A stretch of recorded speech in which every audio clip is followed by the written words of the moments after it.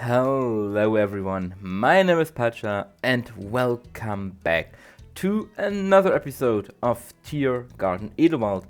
And it is episode 33 already. My goodness, the time flies.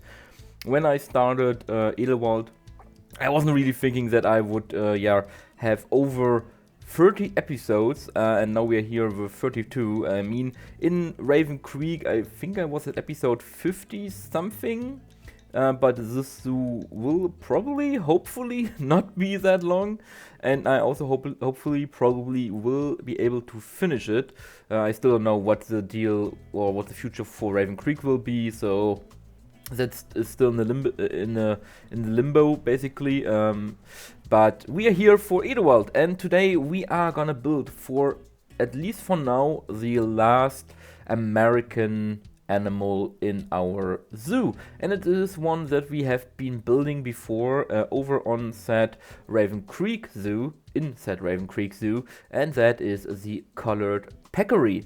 Our, I think, third anniversary animal. Yeah, the first one was the black and white ruffed lemur, the second one was the red deer, and then the third one was the colored peccaries, and after that we got the African leopard. So an animal that we have for quite a while now, but I didn't saw that many people build for it. I saw a couple builds for it, but it's not to an extent to some other animals. But it is one of the animals I really like. I really like them.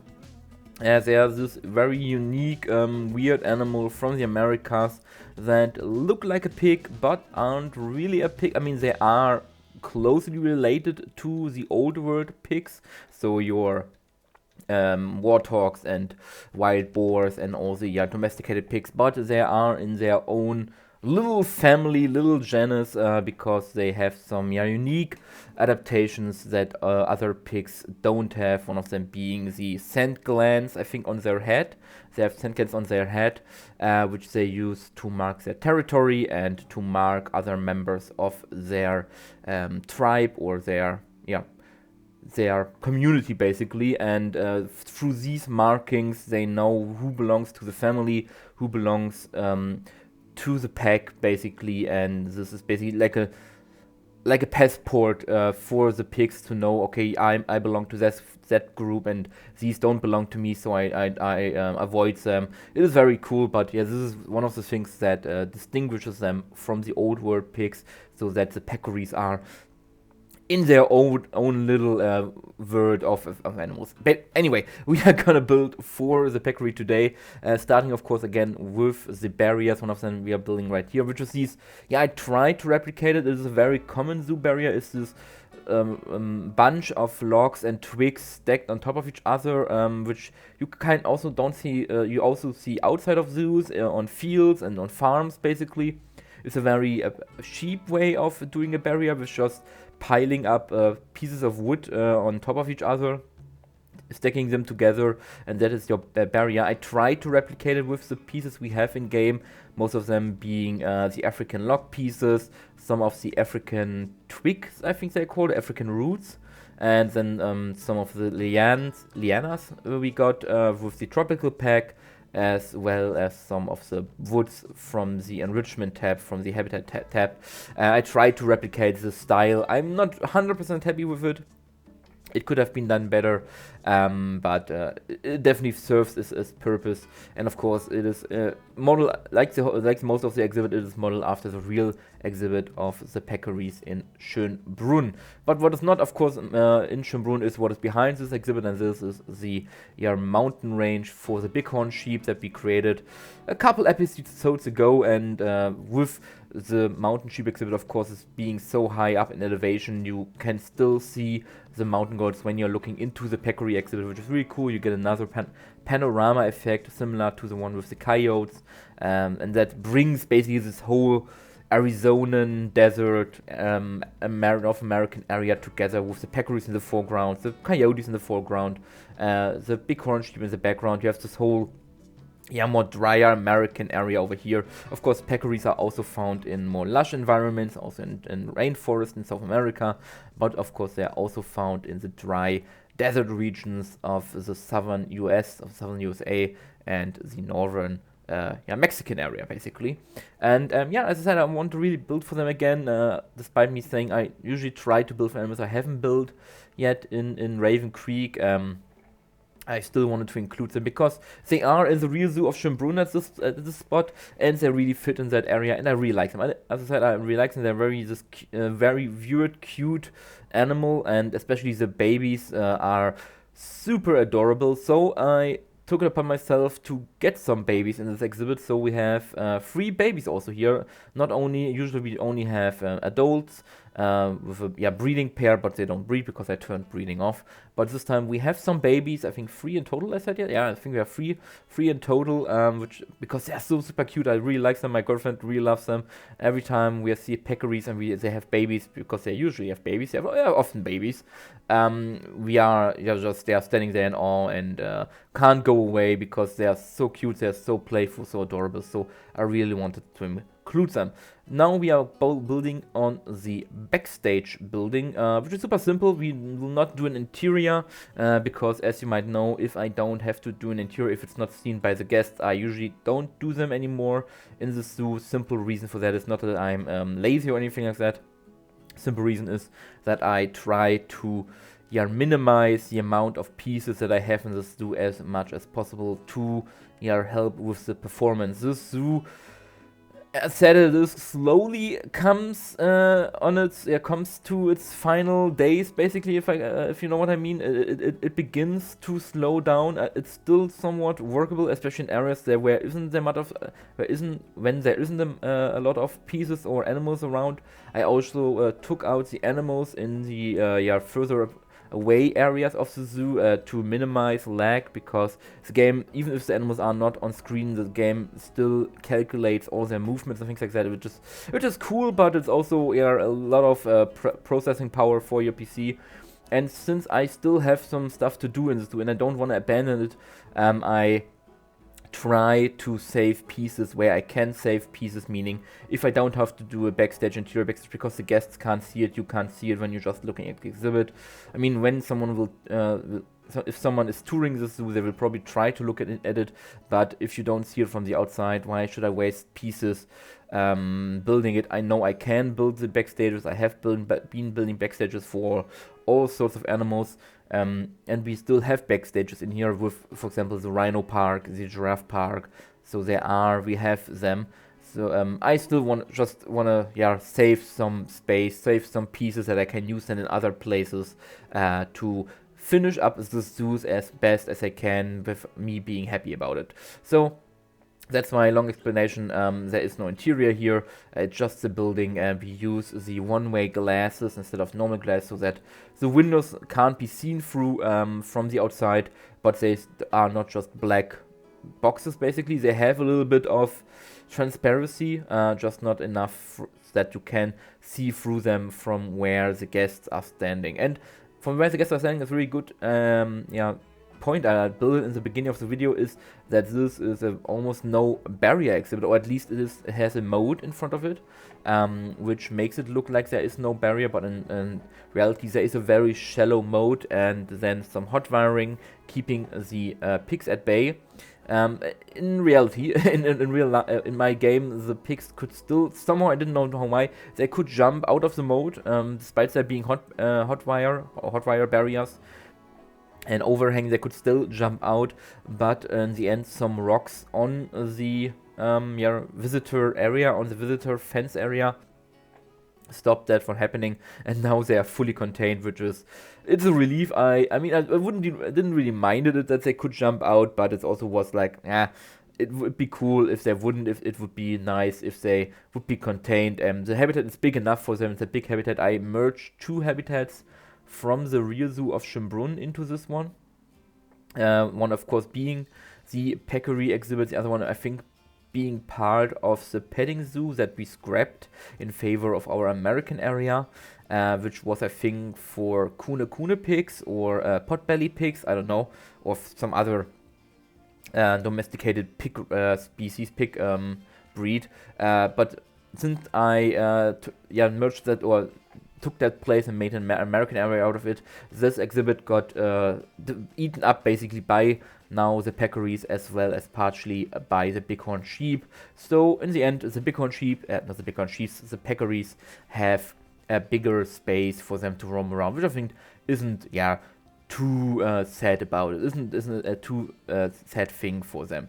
Anyway, the whole vibe I want to go here for the exhibit is similar to what the refurbished exhibit for the peccaries in Schönbrunn is, because this habitat got updated back then when I think the the South American area was added. They also updated this exhibit because it was older, and the whole vibe is this more, as I already said, Sonoran, Arizonan desert feeling with lots of dry plants, and we have these mud pits down there, which of course also are an enrichment item for the animals. And on the other side we have this little water creek to give them also some access to natural water, but otherwise this habitat has very little grass in it. We have some grass pockets in areas that are maybe not as easy to reach for the peccaries, because peccaries, like all pigs, they destroy the environment. And in the nature this wouldn't be a problem, because they are nomadic, they wander around, and thus the ground can heal after a pig or after the peccary group has been through that and have eaten all the foliage. They wander somewhere else, and then the plants can regenerate. But in the next enclosed area, this of course can't happen. They are confined, and thus in a couple months and years, the whole habitat will be destroyed. Especially the ground plants will be eaten up, will be rooted up. For the peccaries are they love roots, they love plant parts that are underground, and so they root everything up. They destroy the ground to create mud pits, and it also plants, bushes and trees, the bark and things like that will be destroyed eventually.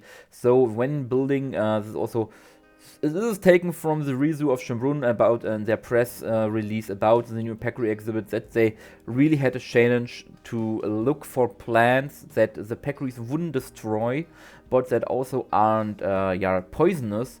And they found some plants, I certainly don't know, I have the English names in my head at the moment, but they found some plants that are very hardy, that are not easily destroyed by the peccaries, but also aren't, if they somehow eat parts of the plants, that they don't get sick from it, which was also a very, problematic thing in zoos, that you have to look what plants you use in the exhibits, because animals can eat the parts and you don't want anything in there. Also for carnivores, because they also sometimes eat plants, they are not 100% only meat eaters, they also eat some vegetables sometimes.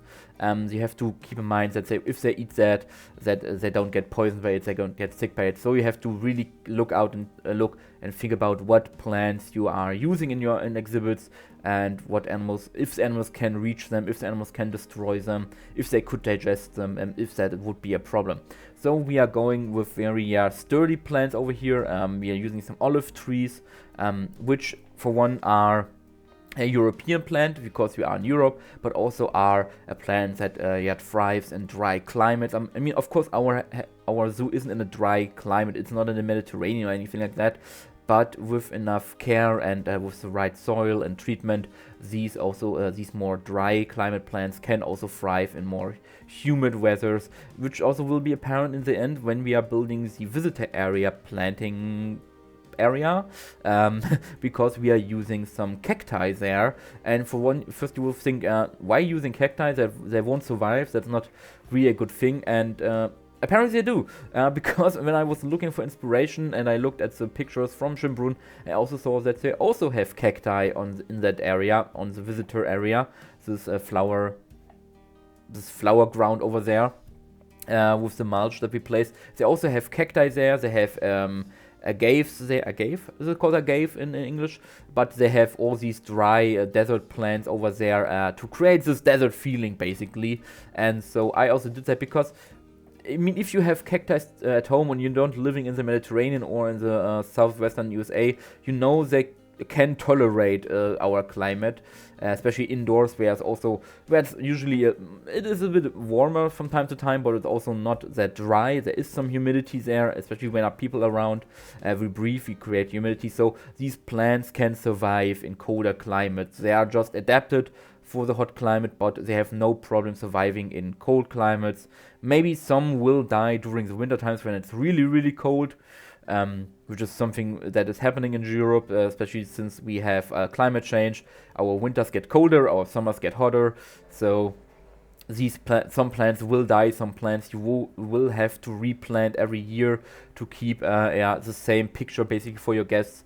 But in the end, they can survive, and they create then this very cool desert feeling, which is very suitable. We also have a lot of these spiky plants again, where I use some of the Australian plants. I think are these they are these spiky plants, but they also look like a lot like some of the cacti and other species that you found in the Sonoran Desert, in the Mexican desert. You find these spiky plants there, which also help create this feeling, this theming of a dry area, a dry exhibit for the animals. And I wanted to really focus that on the left side it is more foliage, there's more foliage there, more trees, more bushes, and on the right side, where also the backstages, it is drier. You have the water area there, but you also have less plants there. It looks drier, it looks more plantless, more lifeless over there, which kind of creates this nice mixture of the living conditions for peccaries in this environment would be. We have these bushes where they can have shade and fruits and a lot of food to eat, but then on the other side you have the dry desert areas with just only some grasses, some sparse plants, and they also thrive there. So we have all these environments in here which the peccaries would encounter in real life, which also for the guests creates this immersive theming for how these animals live and how you would find them in their natural environment, basically. But yeah, we are now finishing up with the last bits of planting here, finishing up the final look of this exhibit, and this also means I will leave you now to the last couple seconds of the speed build, and then I see you in the real-time part at the end.